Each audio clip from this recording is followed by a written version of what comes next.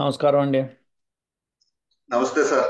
మిమ్మల్ని వినిపిస్తోందా నేను కలవడం చెప్పేది? వినిపిస్తుంది సార్. చాలా సంతోషంగా ఉంది సార్. హ్మ్. ఎలా ఉన్నారు? బాగున్నాను సార్. ఇప్పుడు ఇది రికార్డింగ్లో ఉంది.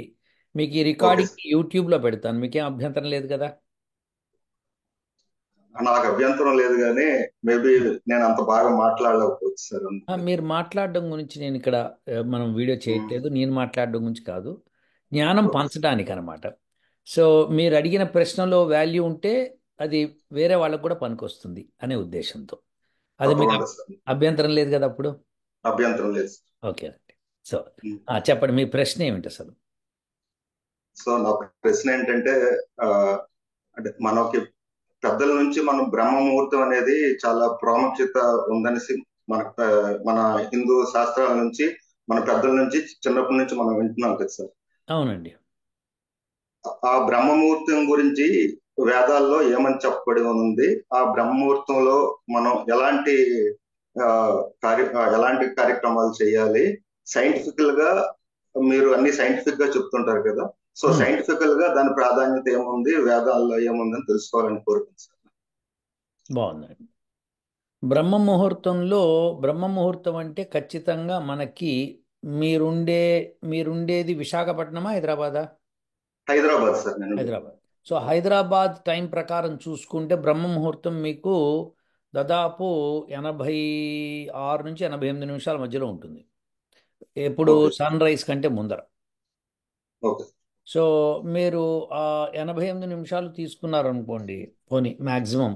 ఓకే అప్పుడు సార్. మీరు సూర్యోదయానికంటే ముందర మ్, గంట 28 నిమిషాలు ముందర లేవాలి. అంటే ఎన్ని గంటన్నర ముందర ఓకే సార్. లేచి కాలకృత్యాలన్నీ చేసుకొని అప్పుడు మీరు ధ్యానంలో కూర్చోవడం అన్నది చేస్తే అప్పుడు మీకు సన్ రైజ్ సమయానికల్లా మీరు మీ జపం అది కంప్లీట్ కూడా అవుతుంది.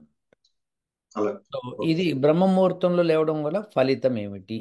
ఈ అంతే ఫలితాన్ని సార్. మనం ఎక్స్పెరిమెంటల్గా నిరూపించవచ్చు దీన్ని. అదేంటంటే మీకు ఆ బ్రహ్మ ముహూర్తంలో మనకి ఒకలాంటి కిరణాలు వస్తాయి. అవి ఎరుపు రంగు కలిగి ఉంటాయి. ఓకే. ఎలా ఉంటుందంటే దీనికి గాయత్రి సమయం అంటాం అనమాట. గాయత్రి సమయానికి ఈ ఎరుపు రంగు కిరణాలకి వీటికి సంబంధం ఏంటి అని వేద మంత్రాలు ఇచ్చారు. దానిలో ఏమి ఇచ్చారంటే ఇప్పుడు ఆ, నేను నిన్న మొన్న ఒక వీడియోలో కూడా చెప్పాను. ఏంటంటే అది మంత్రము. మ్, ఆ మంత్రంలో ఏముందంటే మనం ఉదయం లేవంగానే చదువుకునే మంత్రము ఓం ప్రాతరగ్నిం ప్రాతరింద్రం హవామహే. అంటే ఇంద్రుణ్ణి అగ్నిని మనము పిలుస్తున్నాం. ప్రాతరగ్నిం ప్రాతరింద్రం హవామహే ప్రాతర్మిత్రా వరుణా ప్రాతరశ్వినా ప్రాతర్భగం పూషణం బ్రహ్మణస్పతిం ప్రాతః సోమముత రుద్రం హువేమ. వీళ్ళందరినీ పిలుస్తున్నాం. అంటే ఆ ప్రాతకాల సమయంలో వీళ్ళందరూ ఉంటారు అని అర్థం. అంటే వీళ్ళు అన్నది ఏంటంటే ఇప్పుడు ప్రాతర్ అగ్ని, అగ్ని, ఇంద్రుడు, తర్వాత మిత్రుడు, వరుణుడు, అశ్విని దేవతలు, భగుడు, పూషుడు, రుద్రుడు, సోముడు, వీళ్ళందరూ ఉంటారు అక్కడ. బ్రహ్మణస్పతి కూడా ఉంటాడు. సో వీళ్ళందరూ కూడా ఆ సమయంలో ఉంటారంటే ఏంటంటే వాళ్ళందరి మూలంగా మనకి బెనిఫిట్ అవుతుంది. లేకపోతే మనం ఎందుకు పిలుస్తాం చెప్పండి? మనం ఎవరినన్నా ఇంటికి ఆహ్వానిస్తున్నాము అంటే వాళ్ళు మంచి వాళ్ళు అయి ఉండాలి. తర్వాత శుద్ధ మనస్కులై ఉండాలి. తర్వాత మనకి మిత్రులై ఉండాలి. మనకి మేలు చేసే వాళ్ళై ఉంటే మనం ఆహ్వానిస్తాం. లేకపోతే ఎందుకు ఆహ్వానిస్తాం? ఆహ్వానించాం కదా. ఉమ్. సో అలా ఇవన్నీ మేలు చేస్తాయి. సో మళ్ళీ నెక్స్ట్ మంత్రమే ఓం ప్రాతర్జిత ముగ్రం హువేమ వయం పుత్రమదితేర్యో విధర్త ఆద్రశ్చిజ్యం మన్యమానస్తురశ్చి రాజాచిజ్యం బహం భక్షీత్యాహ. ఇప్పుడు దీనిలో రుగ్రం ఉగ్రం అంటే ప్రాతకాలంలో ఉగ్రస్వరూపుడైన పరమాత్ముని ఆహ్వానిస్తున్నాం. అంటే ఇక్కడ సూర్యుని ఆహ్వానిస్తున్నాం. సూర్యుడు ఎవరు అంటే అదితి పుత్రుడు. ఓకే. సో అది అక్కడ మనం వయం సో పుత్రం అదితి అంటే అదితి యొక్క పుత్రుడు ఆయన. అదితి అంటే అంతరిక్షం, దానికి పుత్రుడు ఆయన. ఆయన్ని మనము పిలుస్తున్నాం. సో అదితి యొక్క పుత్రుని ఎందుకు పిలుస్తున్నాము అన్నది ఇంపార్టెంట్. సో ఇప్పుడు పైన చెప్పిన దేవతలందరినీ పిలుస్తున్నప్పుడు ఈ సమయంలో అదితి పుత్రుణ్ణి మనం మెచ్చుకున్నాం. ఏమనంటే రాజుల దగ్గర నుంచి ఉమ్, భిక్షగాడి దాకా అందరూ ఉమ్, ఉదయం ఎప్పుడవుతుందా అని చూస్తారు. ఉమ్, అంటే భిక్షగాడు ఏంటంటే ఆకలి, రాత్రంతా ఆకలి మీద ఉంటాడు, తిని ఏదో కొద్దిగా తిని ఉంటాడు, ఆకలి మీద ఉంటాడు. పొద్దున్న గ్యారంటీగా ఫుడ్ దొరకాలి అంటే కనుక వెళ్ళి అడుక్కొని తెచ్చుకోవాలి అని వెళ్ళిపోతాడు. అలానే రాజు కూడా పొద్దున్నే లేచి కార్యక్రమాలు చేయకపోతే రాజ్యం సుభిక్షంగా ఉండదని ఆయన ప్రయత్నం చేస్తాడు. సో వీళ్ళందరూ కూడా ఉదయం కాలమే లేవాలి అని మంత్రం చెప్తూ అలా ఉమ్, చేస్తున్నారు. సో వీళ్ళందరు దేవతలు ఆ సమయంలో మీకు ఉపయోగకారిగా ఉంటారు. అంటే అగ్ని అన్నది ఏమిటి మరి అంటే ప్రాతరగ్నిం అంటే ప్రాతకాలంలో సూర్యుడు ఉదయించే సమయంలో అగ్ని అంటే ఎర్రటి కిరణాలు వస్తాయి. ఉమ్, ఆ కిరణాలు ఆరోగ్యానికి చాలా ముఖ్యం. ఉమ్, సో ఆ కిరణాలని మనం ఆస్వాదించాలి. అది దాని మూలంగా మనకి సైకలాజికల్ ప్రాబ్లమ్స్ పోతాయి. అలానే శరీరంలో ఉన్న దుర్బలతలు పోతాయి. దీన్ని సైంటిఫిక్గా మనం, మీరు ఏదన్నా ఒకసారి గూగుల్ చేసి చూసుకోండి. మేము కూడా ఒక పేపర్ సబ్మిట్ చేసాం దాని మీద. సో ప్రాతకాలంలో వచ్చే కిరణాలు చాలా ఉపయోగకరం. అవి చాలా రోగాల్ని నివర్తిస్తాయి. కానీ ఎలా ఉపయోగించుకోవాలి అన్నది ఇంపార్టెంట్. మీరు ఇక్కడ ప్రాణాయామం చేస్తూ ఉదయం కాలంలో మీరు కాలకృత్యాలు మిగుల్చుకొని కూర్చొనే సమయానికి కరెక్ట్గా ఇంకో అరగంటే ఉంటుంది సూర్యోదయానికి. మీరు ఉమ్, గంట సేపు మీరు స్నానపానాలు అన్నీ చేసుకొని వచ్చేస్తారు. మీరు వచ్చి ఉమ్, కూర్చుంటారు. కూర్చున్నప్పుడు ఒక ఉమ్, అరగంట మిగులుతుంది. ఆ అరగంటలో మీకు ఆ సూర్యకిరణాలు పడడం మొదలు పెడతాయి అన్నమాట.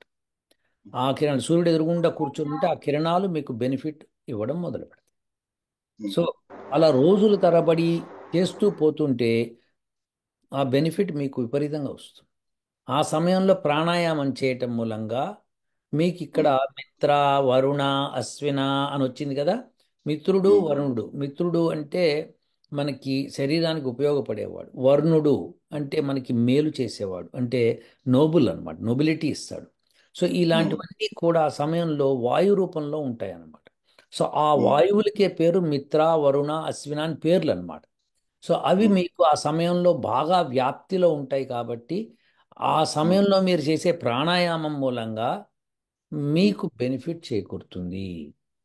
మీకు మైండ్ ఎలివేట్ అవుతుంది, డిప్రెషన్ లాంటివి పోతాయి, తర్వాత ఉమ్, మంచి స్వచ్ఛమైన ఆలోచనలు వస్తాయి, మీకు ఉమ్, ఆరోగ్యం చేకూరుతుంది. ఇలాంటివన్నీ చెప్తారనమాట. చెప్పడమే కాకుండా నిరూపించారు కూడా చాలామంది.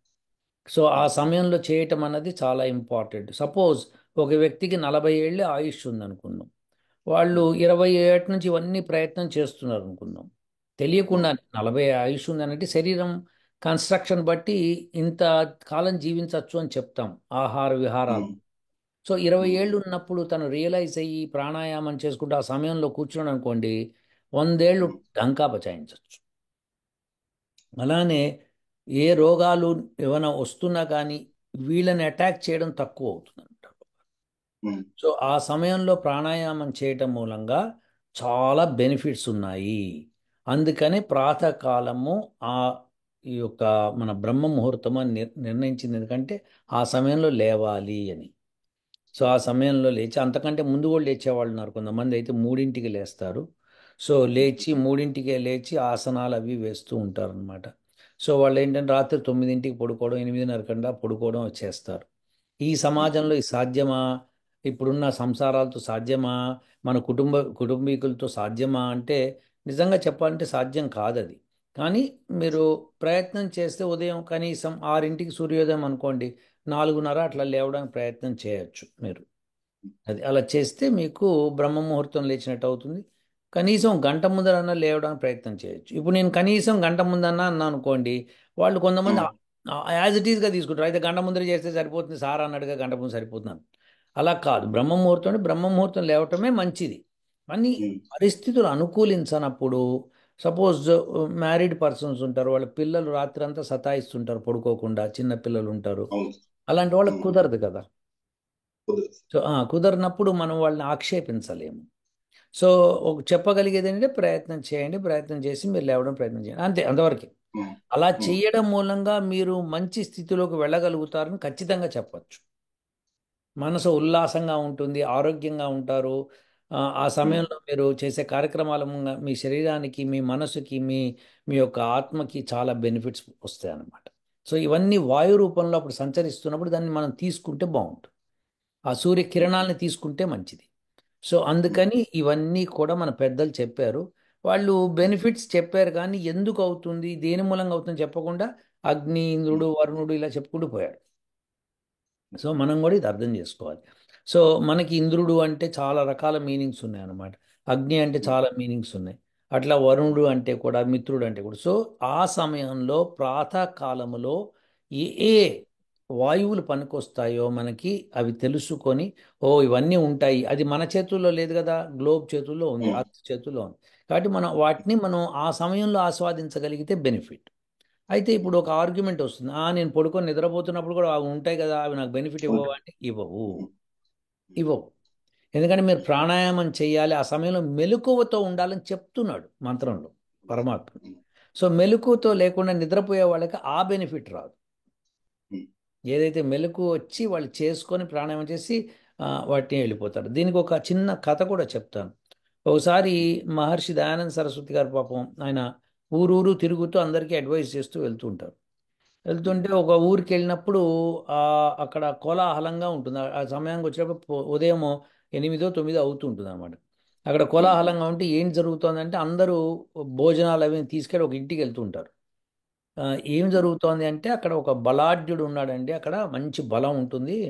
ఆయన ఉమ్. ఉదయం లేచి 5:30 కల్లా లేచి ఆయన బావిలో నీళ్ళన్ని తోడి ఆ నీళ్ళని పొలాలకు పంపిస్తాడు. పెద్ద ఉమ్. బావి ఉందన్నమాట అక్కడ. సో ఆయన ఉమ్. తోడి తోడి అందరి పొలాలకి నీళ్లు పంపిస్తాడు. అదే ఆయన ఉమ్. వ్యవహారం. సో అందుకని ఆయన తర్వాత ఈ ఫుడ్ అంతా తిని హాయిగా పడుకుంటాడు. మళ్ళీ నెక్స్ట్ డే ఉమ్. మార్నింగ్ చేస్తాడు, అంటే లేస్తాడు, మా ఉమ్. సాయంకాలం ఎప్పుడు లేవచ్చు, కానీ అది ఆయన కార్యక్రమం. సో ఇలా చెప్తే అవునా నిజంగా అంటే అందుకని తీసుకెళ్తాం, మళ్ళీ ఆయన తిని పడుకోవాలి కదా, మరి లేదా అలసిపోయి ఉంటాడు మనిషి అని చెప్తుంటే ఓహో అనుకుంటా. ఉమ్. నెక్స్ట్ డే మార్నింగ్ ఏమవుతుందంటే ఆ బలాఢ్యుడు మళ్ళీ లేచి ఆ, నీళ్ళ దగ్గరికి నీళ్ళు తోడడానికి వెళ్తాడు. వెళ్ళే సమయానికి నీళ్లు తోడేసి ఉంటాయి, ఉమ్. అన్ని నీళ్లు పారిపోతుంది. అయితే అక్కడున్న ఒక రైతును అడుగుతాడు, ఎట్లా ఈ నీళ్ళు ఎవరు తోడారంట. అగో ఆ స్వామీజీ తోడాడయా అని చెప్పి పంపిస్తాడు. అక్కడికి వెళ్తే ఆ స్వామీజీ ఆ సమయంలో ఆసనాలు వేస్తూ ఉంటాడు. ఈయన అడుగుతాడు, ఏమండి మీరు ఇంత నీళ్లు తోడి ఇంత నీని నాకే ఇంత బలాఢ్యుడు నాకే ఇంత కష్టమైంది, మీరు స్వామీజీలు మీరు ఇంత కష్టపడి తోడారు, తోడి పైగా మీరు ఉమ్. ఆసనాలు కూడా వేస్తున్నారు, మీకు ఆ ఉమ్. బలం ఎక్కడి నుంచి వచ్చింది అంటాడు. అంటే ఆయన ఉమ్. చెప్తాడనమాట, రోజు నేను పరమాత్ముని నేను అడుగుతాను బలాని కోసం, నువ్వు ఉమ్. అడగట్లేదు అంతే. ఉమ్. నువ్వు అడిగితే నీకు ఇస్తాడు. ఉమ్. నాకు ఇంకా బలం కావాలి, ఇంకా బలం కావాలంటే ఇస్తూనే ఉంటాడు. ఉమ్. సో అది బెనిఫిట్.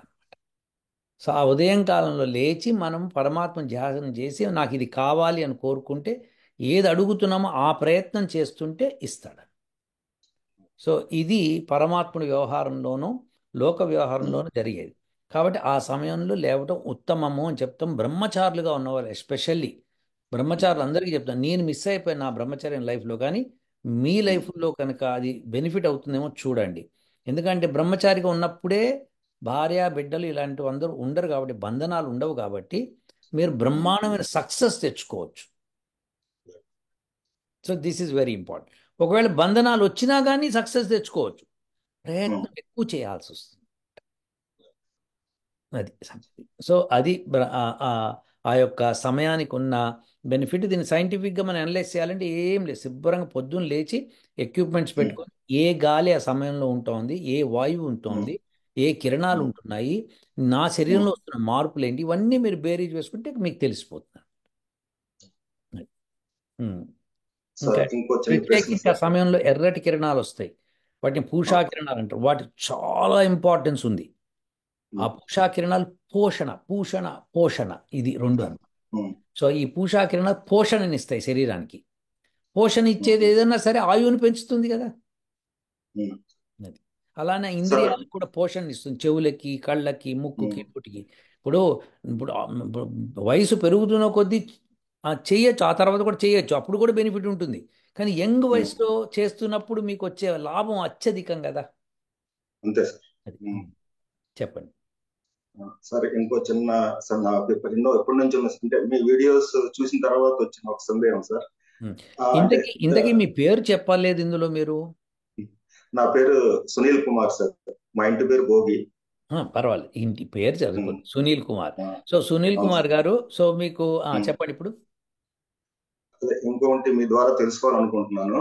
ఉమ్, ఈ మనం మన హిందూ ప్రవచనకర్తలు చాలా మంది ఉన్నారు కదా సార్. ఉమ్, సో ఉమ్, ఆల్మోస్ట్ ఎక్కువ మంది చెప్తుంది ఏంటంటే మనకి సత్యయుగం, ఆ, త్రేతాయుగం, ద్వాపర యుగం, ఈ యుగాల్లో అందరూ మోక్షం పొందడానికి కానీ భగవంతుడి తాలూకా మనకి అదే ఆశీర్వాదం పొందడానికి కానీ తపస్సులు, యజ్ఞయాగాదులు, ఆ, పూజలు ఇవన్నీ చేసేవారు.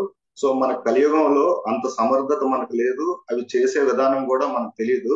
కేవలం హరినామ సంకీర్తనం ద్వారానే వాటికి వచ్చే ఫలితం మనకి ఈ కలియుగంలో కేవలం నామ సంకీర్తనం ద్వారా వచ్చేస్తుందని చెప్తున్నారు. సో ఎంతకాలం నేను నేనైతే అదే ఫాలో అవుతున్నాను సార్. అయితే ఉమ్.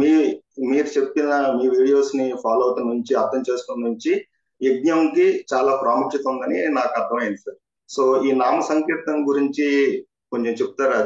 దాని గురించి వేదాల్లో ఏమైనా ప్రస్తావన ఉందా అని.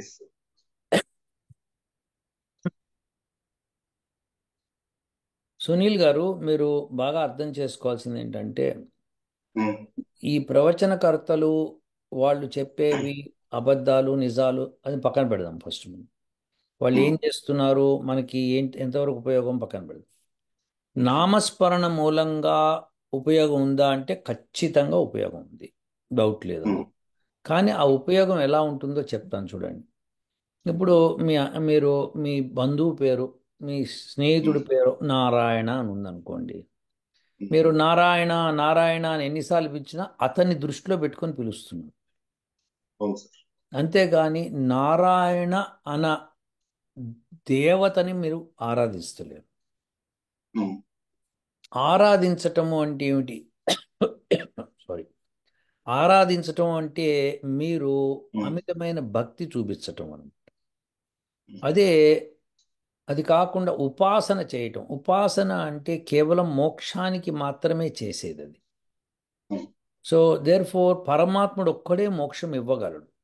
ఆయన పేరే నారాయణ, ఆయన పేరే శివ, ఆయన పేరే బ్రహ్మ, ఆయన పేరే ఇంద్ర, ఆయన పేరే బృహస్పతి, ఆయన పేరే ప్రతిదీ. ఇప్పుడు నేను ఇందాక చదివిన మంత్రాలు. సో ఉమ్, ఆయనకు అనేక నామాలు గుణకర్మ స్వభావం బట్టి ఉంటాయి. ఉమ్, సో ఈ గుణకర్మ స్వభావం బట్టి మీరు ఏం అడుగుతున్నారు, మీరు ఇప్పుడు ఊరికే మీరు ఒక పెద్ద ఆయన దగ్గరికి వెళ్ళి, సపోజ్ మన చీఫ్ మినిస్టరే ఉన్నాడు అనుకుందాం కాసేపు, ఆయన ఉమ్, ఇప్పుడు రేవంత్ రెడ్డి. మీరు మాట ఉమ్, మాటికి ఆయన దగ్గరికి వెళ్ళి రేవంత్ రెడ్డి గారు, రేవంత్ రెడ్డి గారు అంటే ఏమవుతుంది? ఉమ్, ఆయన ఏం కావాలి అని అడుగుతాడు. సో ఏం కావాలి అన్నది మనసులో రావాలి కదా మీకు.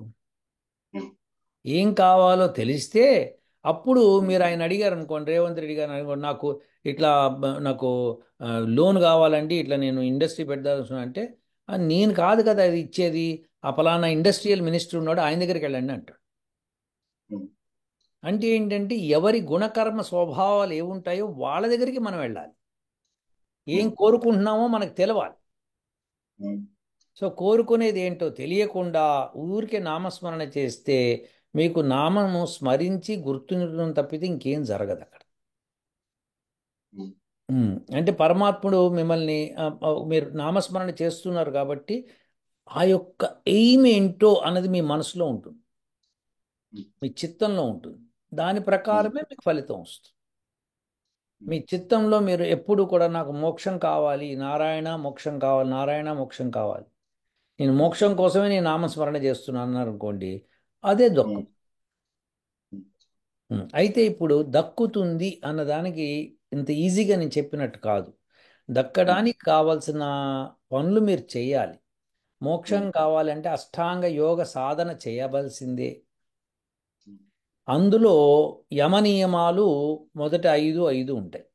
ఈ యమ నియమాల్లో మీరు యమ నియమాలు పాటించటము అంటే ఏమిటి? అందులో ఈశ్వర ప్రణిధానము అని ఒకటి ఉంటుంది. దానిలో భాగమే ఈ నామస్మరణ. ఉమ్, మరి యమాలు 5 నియమాలు 5 ఉన్నప్పుడు నియమాలలోని ఈశ్వర ప్రణిధానం మాత్రమే చేస్తాను, లేకపోతే యమాల్లోని ఇదే చేస్తాను అని మీరు అనుకున్నారనుకోండి, ఉమ్, ఫలితం ఇవ్వదుగా. యమములు 5 పాటించాలి, నియమములు 5 ఉమ్, పాటించాలి, ఆసనం ఉమ్, వేయాలి, ప్రాణాయామం ఉమ్, చేయాలి. ఉమ్, ఇలాంటివన్నీ చేసుకుంటూ అష్టాంగ యోగ సాధనలోనే మీరు ఉమ్, అనుకున్నది సాధిస్తారు. ఏది మోక్షం. ఉమ్, కాదండి, నేను బిల్ గేట్స్ లాగా బిలియనేర్ అయిపోవాలి, ఎలాన్ మస్క్ లాగా అయిపోవాలి అనుకున్నానండి, కరెక్ట్. దానికి ఉమ్, తగ్గట్టుగా కూడా నామస్మరణ చేస్తే సరిపోదు, దానికి ఉమ్, తగ్గట్టుగా కృషి కూడా చేయాలి. ఉమ్, కృషిచే నాస్తి దుర్భిక్షం అని మన పెద్దవాళ్ళు అన్నారు కదా. సో కానీ అది అంటే ఏంటంటే నాస్తి అన్న పదం కూడా దొరకదు అని. సో కృషి చేసి ఏదన్నా దొరుకుతుందని చెప్పడంలో అతిశయోక్తిగా చెప్పారు మన వాళ్ళు. కానీ వాస్తవం అది. కృషి చేస్తే ఖచ్చితంగా మీకు దొరుకుతుంది. కృషి కూడా చేస్తూ పరమాత్మను మీరు ప్రార్థిస్తున్నప్పుడు మీ కృషికి ఉమ్, తగ్గట్టుగా ఆయన డైరెక్షన్స్ ఇస్తాడు. మీరు ఏదైతే మీకు అర్థం కాలేదో అది అర్థమయ్యేటట్టు చేస్తాడు. ఏదైతే మీరు ఎవరి ద్వారా అయితే సహాయం పొందుతారో వాళ్ళ ఉమ్, వాళ్ళ దరిదాపుల్లోకి మిమ్మల్ని చేరుస్తాడు. ఆటోమేటిక్గా జరుగుతూ ఉంటాయన్నమాట మీకు తెలియకుండానే. ఉమ్, సో అందుకని మీరు భగవంతుడిని ప్రార్థించేది ఏంటంటే, నాకు శక్తి లేదు, ఉమ్, నేను నా యొక్క థియరీని, నేను ప్రపోజ్ చేస్తున్న థియరీని నేను ముందుకు తీసుకెళ్లే శక్తి నాకు ఇంతే ఉంది ఉమ్, అనుకున్నప్పుడు ఆయన మీకు ఇంకాస్త శక్తి ఇస్తాడు. ఉమ్, మీరు చెయ్యాలి, కృషి మటుకు మీరే చేయాలి. అదే, ఉమ్, ఉమ్. సో ఇప్పుడు అది విశేషం అనమాట. అలా కృషి చేయకుండా నామస్మరణ ఉమ్, చేస్తే మోక్షం వస్తుంది అని ఎవరన్నా చెప్తే మటుకు అది పచ్చి అబద్ధం అది. ఉమ్. ఉమ్. ఉత్తి నామస్మరణతో వస్తుంది అనడం పచ్చి అబద్ధము. అలాంటివి నమ్మకూడదు. వీళ్ళంతా బద్ధకస్తులు చేసే పని.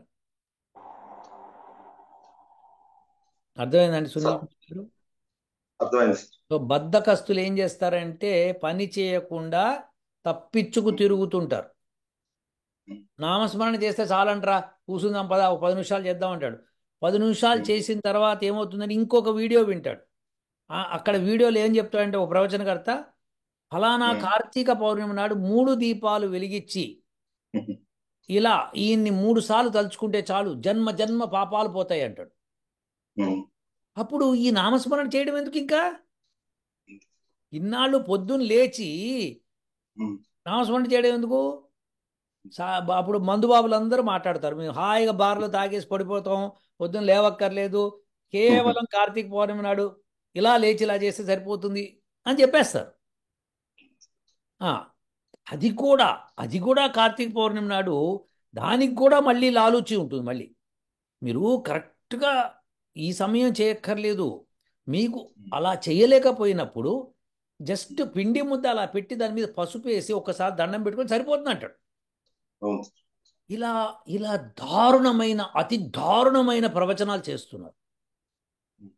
ఇది తప్పు సునీల్ కుమార్ గారు. మానవుడు ఒళ్ళు వంచి పని చేయాలి, బద్ధకం వదుల్చుకోవాలి, నామస్మరణను చేయాలి, కానీ బద్ధకం ఉమ్, వదుల్చుకొని ఏమి కావాలో అది సాధించుకోవాలి. ఉమ్, కాబట్టి ఇది తప్పకండి. హోమం చేస్తే లాభం ఏంటి నామస్మరణ కంటే అన్నది చెప్తా చూడండి. హోమం చేస్తే దానిలోంచి వచ్చే సుగంధయుక్త వాయువు మొత్తము ఉమ్, ఆ వాతావరణాన్ని శుద్ధి చేసే ప్రయత్నం చేస్తుంది.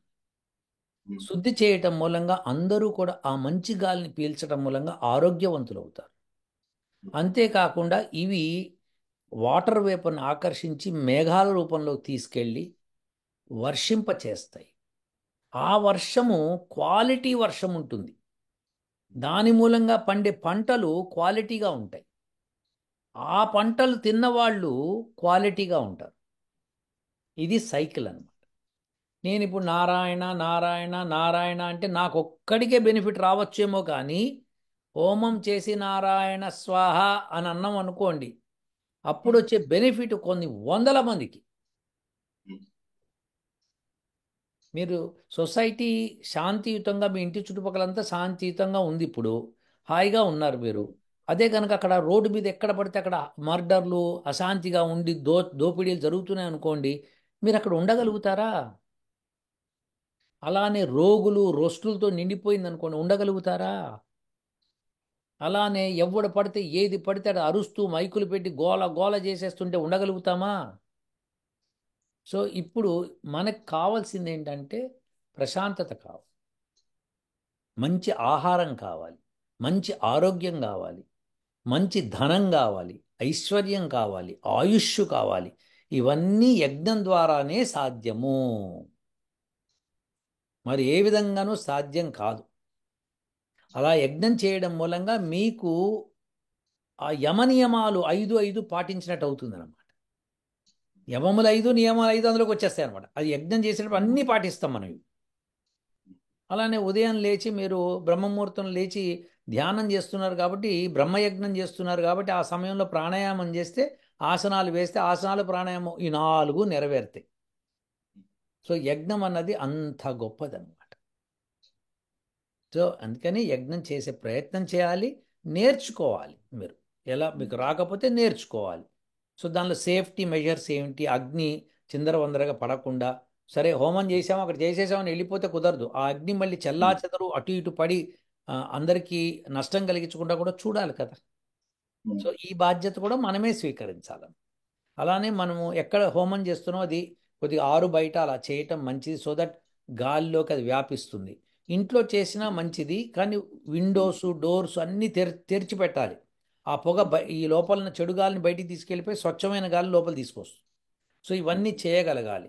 బాగా ఊపిరి ఆడన చోట ఇలాంటి చోట్ల చేయకూడదు, దాని మూలంగా నష్టం జరుగుతుంది. సో హోమం ఎక్కడ చేయాలి, ఎలా చేయాలి కొద్దిగా ఆలోచించండి. పొగ పెడితే పొగ మరి అందరికీ మరి ఇబ్బంది పడకుండా చూడాలి కదా. సో అవి విశాలంగా ఉండే ప్లేస్లో పెట్టి ఆ పొగ అట్లా వెళ్ళిపోయేటట్టు చేయాలి. సుగంధం మాత్రమే ముక్కు పుటాలకు తగిలేటట్టుగా ఉండాలన్నమాట. సో అంత ఎత్తునే హోమం చేయాలి. ఇంట్లో చేయదలుచుకుంటే రూమ్లో చేయండి, చిన్నది పెట్టుకొని చేయొచ్చు. అది కొద్దిగా పెద్ద హాల్ లాంటివి చేసి ఇంకొద్దిగా పెద్దది చేసుకోవచ్చు. సో అలా మనకి సైజులు మనం వేరీ చేసుకుంటూ వెళ్ళాలి. అది సునీల్ కుమార్ గారు. నెక్స్ట్ ఇంకేమైనా ఉన్నాయా ప్రశ్నలు? ఇప్పుడు ప్రస్తుతానికి ఈ రెండు మీకు అడగాలనుకున్నాను. ఇంకా ఇంకా జ్ఞానాన్ని పెంచుకుంటున్నాను సార్ మీ వీడియోస్ చూసి. జస్ట్ మీ గురించి జస్ట్ ఒక 2 వారాల క్రితమే నేను జస్ట్ నాకు అది భగవత్ సంకల్పం అనుకుంటున్నాను. నాకు మీ మీ యూట్యూబ్ ఛానల్ గురించి తెలిసింది. సో అప్పటి నుంచి ఎవ్రీడే మీ మార్నింగ్ మీ వీడియో ఎప్పుడు వస్తుందని వెయిట్ చేస్తాను. యా, మేము ఇక్కడ అమెరికాలో university of applied Vedic sciences అని ఓపెన్ చేశాము. మన తెలుగు వాళ్ళ కోసమే ప్రత్యేకించి ఓపెన్ చేసాం. తర్వాత హిందీ భాష వాళ్ళకి వేరే భాషల్లో కూడా మేము చేస్తాము. సో అది ఆ కార్యక్రమంలో వేదాన్ని అందరికీ చేరవేయాలనే ప్రయత్నం కూడా చేస్తున్నాం అనమాట. సో కృషి చేస్తే అన్నీ అవుతాయండి సునీల్ కుమార్ గారు. కృషి లేకుండా ఏమీ అవ్వవు. ఓకే, ఏదో పూర్వజన్మ చేసిన సుకృతం ఏదైనా ఉంటే ఆ పుణ్యం మూలంగా ఈ రోజున ఒక ధనవంతుడి ఇంట్లో పుట్టచ్చు, లేకపోతే లాటరీ టికెట్ తగలచ్చు, లేకపోతే పెద్ద ఉద్యోగం దొరకచ్చు, ఏమైనా చేయవచ్చు. కానీ కృషి లేనిది అది నిలబెట్టుకోలేము. నిలబెట్టుకునే ప్రయత్నం చేయాలి అది. సో అది మంచి చేయాలి, మంచి అసలు అద్భుతంగా చేయాలి లైఫ్ని అనుకుంటే కనుక వేదంలోంచి తీసుకున్న సారాంశమే బెస్ట్, ఇంక తిరుగులేదన్నమాట. ఓకేనా అండి? సార్ ఇంకోటి సార్, మీరు యజ్ఞం చేయాలని చెప్పారు. అంటే సపోజ్ మన ఇంట్లో గృహప్రవేశం జరిగింది అనుకోండి, మనం మన దగ్గరలో ఉన్న ఎక్కడో ఒక టెంపుల్లో అర్చకుడికి మనం ఆ వాళ్ళతో యజ్ఞం చేయిస్తాం సార్. అంటే వాళ్ళకి కూడా ఇప్పుడు అంత వాళ్ళ నాలెడ్జబుల్ వాళ్ళ నాలెడ్జ్ టెస్ట్ చేసే క్యాపబిలిటీ మనకు లేదు సార్. వాళ్ళు ఎలా చేయిస్తే మనం అదే కరెక్ట్ అని అనుకుంటాం. సో ఇలాంటప్పుడు మనకి అంటే అథెంటిక్ మనకి నాలెడ్జ్ ఉండే వాళ్ళు మనకి ఎలా ఎలా తెలుస్తుంది సార్ ఒక కామన్ మ్యాన్ కి పబ్లిక్ లో? యా, ఇది మంచి ప్రశ్న. ఇది అందుకనే ఈ అర్చకులకి ట్రైనింగ్ ఇస్తారు వాళ్ళు. ఇప్పుడు వాళ్ళు ఎక్కడైతే గురుకులాల్లో నేర్చుకొని వస్తారో అక్కడ ట్రైనింగ్ ఇస్తారు. హోమం ఎలా చేయాలి ఏమిటి అని ట్రైనింగ్ ఇస్తారు. ఇస్తేనే వాళ్ళకి ఆ సర్టిఫికేషన్ వస్తుంది. కాబట్టి వాళ్ళలో ఆ శక్తి ఉంటుందని వాళ్ళు చేయగలుగుతారు, నేను నమ్ముతాను. కానీ అది మీరు వెరిఫై చేసుకోవడంలో ఉంటుంది. సో మీకు కావాలంటే రికమెండ్ చేయమంటే హైదరాబాద్ విశాఖపట్నంలో ఎవరైనా రికమెండ్ చేయమంటే పర్టికులర్గా రికమెండ్ చేస్తాను నేను మీకు. మనకి మన మన మంచి వేద పండితులు ఉన్నారు. ఎవరైతే ఉమ్, జ్ఞానపూర్వకంగా చేసి మీకు చక్కగా ఉమ్, అన్ని చేయించగలుగుతారు. కాబట్టి వాళ్ళని తెప్పించుకొని చేయించుకునే బాధ్యత మీది. వాళ్ళకి ఆ ఖర్చు అది మీరు పెట్టుకుంటా అంటే చేయగలుగుతాం. ఉమ్, అది ఎందుకంటే వాళ్ళు ఎక్కడో ఉంటారు, వాళ్ళని పిలిపించుకొని చేయించుకోవాలి. ఇప్పుడు మీకు ఖమ్మంలో ఒకళ్ళు ఉన్నారు, విశాఖపట్నంలో ఒకళ్ళు ఉన్నారు, హైదరాబాద్లో ఒకళ్ళు ఉన్నారు, ఇట్లా రకరకాల ఉమ్, ప్రాంతాల్లో ఉన్నారు. సో వాళ్ళని ఉమ్. పిలిపించి మీరు నేను చెప్పిన నాకు ఈమెయిల్ పెడితే నేను వాళ్ళకి అడుగుతాను, అలాగే సార్. ఏమయ్యా చేయగలుగుతారా, మరి ఇట్లా ఉంది అంటే వాళ్ళకి ఎంత ఉమ్, ధనం కావాలో అడుగుతారు. వాళ్ళు అది మీరు చేయగలిగితే వెంటనే వచ్చి చేసి వెళ్తారు. అది ఓకేనా అండి? ఓకే. సో అది. సో ఉమ్, అప్పుడు మీరు మీకు వాళ్ళు చేసిన ప్రాసెస్ అవన్నీ చూసినప్పుడు ఓహో ఇలా ఉమ్, చేయాలి అని తెలుసుకున్నప్పుడు వాళ్ళకి ఎక్స్ప్లెయిన్ చేస్తారు కూడా మీకు ఏం చేస్తున్నాం ఏంటని. సో అప్పుడు ఉమ్, మీకు బెనిఫిట్ అవుతుంది. అప్పుడు మీరు రేపు పొద్దున ఇంకొకటి ఏదైనా కార్యక్రమం చేసినప్పుడు ఆ, ఇంకొకరిని పిలవాలనుకున్నప్పుడు వాళ్ళకి ఇవన్నీ వచ్చా లేదో తెలుస్తుంది. ఇప్పుడు వాళ్ళని పిలిచి మనం అవమానపరచలేం కదా మనం. పిలిచిన తర్వాత నీకు ఇది రాదు అని చెప్పలేం కదా. సో అందుకని పిలిచినప్పుడు వాళ్ళు ఎంత చేస్తే అంత చేయించుకోవడానికే మనకి అగ్రిమెంట్ అయ్యి ఉండాలి మన మనసులో. అందుకని ముందుగా తెలుసుకునే ప్రయత్నం చేసినప్పుడు ఆ గుళ్ళో ఒక అర్చకుడిని పిలుద్దాం అనుకున్నప్పుడు ఆయన రెగ్యులర్గా హోమాలు చేస్తున్నారో లేదో చూడండి. ఉమ్, వారానికి ఒకసారన్నా ఆయన గుళ్ళో చేస్తున్నారా లేదో చూడండి. ఉమ్. అలా రెగ్యులర్గా చేసేవాళ్ళు అయితే ఈయన ఖచ్చితంగా చేయగలుగుతాడు, పిలుచుకొని చేసుకుంటాం. చేయించుకోండి. అలాగే అలా సార్. హోమాలు చేయకుండా కేవలం గుళ్ళో అర్చకత్వం ఉమ్, మాత్రమే చేసే వాళ్ళతో మనకి ఉమ్, సాధ్యం కాదు. ఏ విషయం అన్నా సరే కొన్నాళ్ళ తర్వాత మర్చిపోతాం మనం. ఉమ్, సో ఇప్పుడు సపోజ్ నేనున్నాను, నాకు మోటార్ సైకిల్ డ్రైవింగ్, నేను యూత్లో ఉన్నప్పుడు మోటార్ సైకిల్ డ్రైవింగ్ విపరీతంగా చేసేవాడిని. సో ఇప్పుడు ఉమ్, నన్ను చేయమంటే చేస్తాను, కానీ ఉమ్. అంత పర్ఫెక్ట్గా చేయలేను, గుర్తుండదు నాకు. అంతే సార్. అదే రోజు మోటార్ సైకిల్ ఇప్పటికీ నడుపుతున్నాను అనుకోండి, అప్పుడు నాకు ఈజీ. ఉమ్, సో అలా అన్నమాట. సో హోమాలు చేసేవాళ్ళని మీరు వెళ్ళి అబ్జర్వ్ చేయాలి, ఆ టెంపుల్ ఏం జరుగుతోంది. ఏమండి ఇక్కడ ఉమ్, ఎప్పుడైనా హోమాలు చేస్తారా? చేస్తామండి, దసరాకి చేస్తాం అన్నాడు అనుకో, అంటే వీళ్ళు పనికిరారు, పక్కన పడేట్టు. లేదండి ప్రతి మంగళవారం చేస్తాము, లేదా ప్రతి శనివారం చేస్తాము, ప్రతి ఆదివారం చేస్తాము, ఏదో ఒకటి చెప్పారు అనుకోండి, వెళ్ళి కూర్చొని ఉమ్, చూడండి, ఉమ్. తెలుస్తుంది. అలాగే. ఓకేనా అండి? ఉమ్. ఇంకేమన్నా? అదే సార్, మీరు అంటే మేధా సూక్తంలో ఒక ఒక మంత్రం ఇచ్చారు. ఉమ్, యం మేధాం దేవగణం పితరశ్చో పాసాతే తయా మామిత్యం మేధయాగ్నే మేధావేనం కురు స్వాహ అని ఇచ్చారు. అవును. అది నేను మీరు చెప్పిన నుంచి మా అబ్బాయి గురించి, మా అబ్బాయికి ఇంటలెక్చువల్ డిజేబుల్డ్ ఉంది సార్, 14 ఉమ్. సంవత్సరాలు. ఆ అబ్బాయి గురించి మీరు చెప్పిన విధంగా ఆ అబ్బాయి చేయక్కర్లేదు, వాళ్ళ తరపున మనం మనం కూడా చేయొచ్చు అని చెప్పారు. అది అది ఇప్పుడు ఆ నేను అబ్బాయి చేయలేని సమయంలో ఆ అబ్బాయి ఉమ్, చేయలేకపోతున్నాడు అనుకోండి, అప్పుడు మీరు ఉమ్, కోరుకోవచ్చు, డెఫినెట్గా వాళ్ళ ఉమ్, తరఫున ఉమ్, కోరుకోవచ్చు. కానీ వాళ్ళు ఉమ్, ఎవరి కర్మ వాళ్ళు చేస్తేనే ఎక్కువ ఫలితం వస్తుంది, తొందరగా ఫలితం వస్తుంది. ఉమ్, సో కాబట్టి యాం మేధాం అన్నప్పుడు అది మీరు ఆ మంత్రం చదువుకొని మా అబ్బాయికి ఇట్లా కావాలి, మేధస్సు కావాలి అని కోరుకోవడంలో తప్పు లేదు. ఉమ్. కానీ ఆ అబ్బాయికి ఓపిక ఉండి ఆ మంత్రం చదవగలిగితే, మనసులో అన్న చదువుకుంటే, అంటే వస్తుందా అట్లా పదాలు మాట్లాడగలుగుతాడా?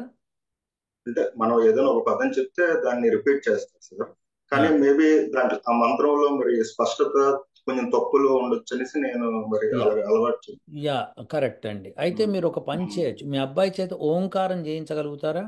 ఆ ఓంకారం చేయించుకుంటాను సార్. అంతే బెస్ట్. ఓంకారం చేయించండి. ఉమ్. రోజు ఎన్నిసార్లు మీరు చేయండి? 5 నిమిషాలు కంటిన్యూస్గా ఓం చెప్పించటము, తర్వాత ఉమ్, నుంచి 10 నిమిషాలకు పెంచటము, తర్వాత ఉమ్, 15 నిమిషాలు, అట్లా ఒక ఉమ్, సంవత్సరం 2 సంవత్సరాల్లో గంట సేపు పెంచారనుకోండి, ఉమ్, అద్భుతమైన ఫలితాలు ఉంటాయి. ఉమ్. ఉమ్. మీరు ఎట్లన్నా మేధా సూక్తం చదువుకుంటూ ఉండండి, నో ప్రాబ్లం. నేను కానీ చదువు అబ్బాయి చేత ఓంకారం కనుక చెప్పించగలిగితే ఉమ్, చాలా బాగుంటుందన్న ఉద్దేశం. ఉమ్, ఓంకారంతో మైండ్ చాలా తొందరగా ఆ, ఉమ్, మీకు కంట్రోల్లోకి వస్తుంది. ఉమ్, ఉమ్. మీరు ఓం ఎట్లా చెప్పించాలంటే ఓం, అప్పుడు అకారము ఉమ్, ఫస్ట్ వచ్చేటట్టుగా, ఉకారం తర్వాత వచ్చేటట్టుగా, తర్వాత మకారం వచ్చేటట్టుగా చేయాలి. సో ఈ అకార మకారాలకి సమయం ఎంత తీసుకుంటామో ఉమ్, ఉకారానికి మూడింతలు తీసుకోవాలి. ఉమ్, ఓం అట్లా. సో అట్లా మీరు ఓం అలా మీరు చెప్పగలిగితే సరిపోతుంది. ఉమ్. ఓకేనా? అట్లా చేయించండి. ఖచ్చితంగా ఇట్లనే ఓంకారం చేయాలి లేకపోతే ఏదో అయిపోతుంది ఏం లేదు, అట్లేం లేదు. ఉమ్, ఓం ఉమ్, శబ్దానికి అకార ఉకార మకారాలు ఉన్నాయి కాబట్టి వాటిలో ఉకారానికి మూడింతలు సమయం తీసుకోవాలి. ఆ మూడింతలు ఉమ్. ఖచ్చితంగా మెషర్ చేయలేం కదా ఒక మాట. చేయలేం. సో ఎంత వీలైతే అంత ప్రయత్నం చేస్తుంటే అదే తొందరగా వచ్చేస్తుంది. ఓకేనండి.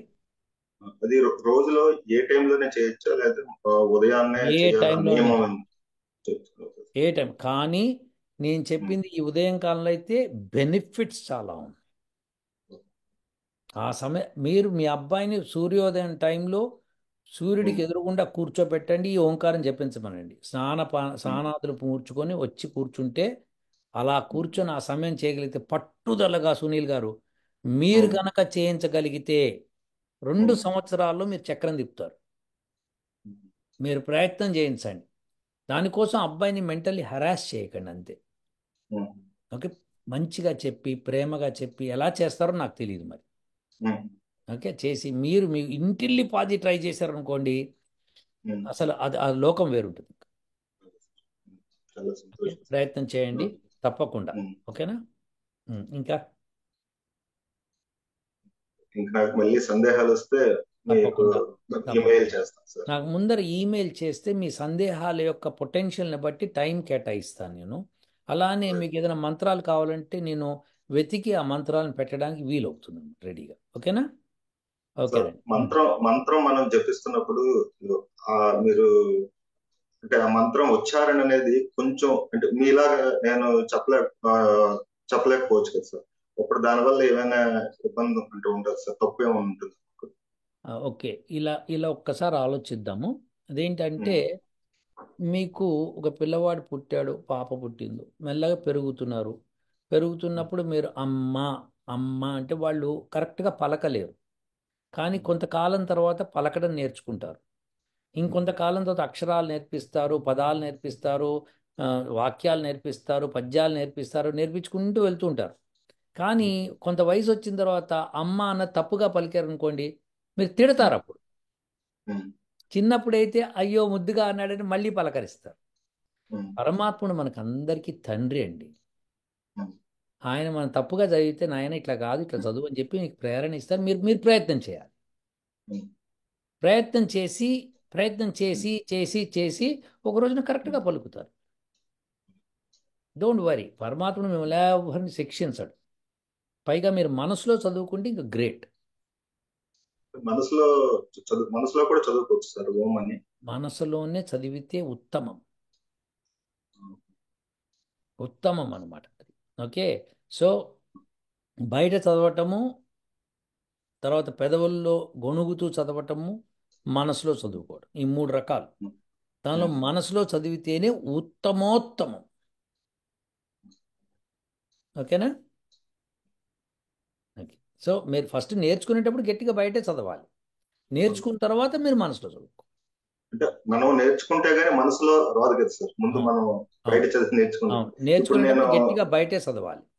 నేను మేధాసూక్తం మంత్రం చదువుతున్నప్పుడు నేను మీరు నేను చదువుతున్నప్పుడు నేను నా దగ్గర ఉండి చదువుతున్నట్టే నాకు మైండ్ లోకి వస్తుంది సార్. ఎందుకంటే నెంబర్ ఆఫ్ టైమ్స్ మీ ఆ వీడియో క్లిప్ నేను కట్ చేసుకొని ఫస్ట్ దాన్ని పెట్టుకొని ప్యారల్ గా చదివేవాడిని సార్. Very good. తర్వాత నేను ఇండివిజువల్ గా చదువుతున్నాను సార్. సో వెరీ అది గుడ్. చదివినప్పుడల్లా మీ వాయిసే నాకు మైండ్ లో గుర్తొస్తుంది సార్.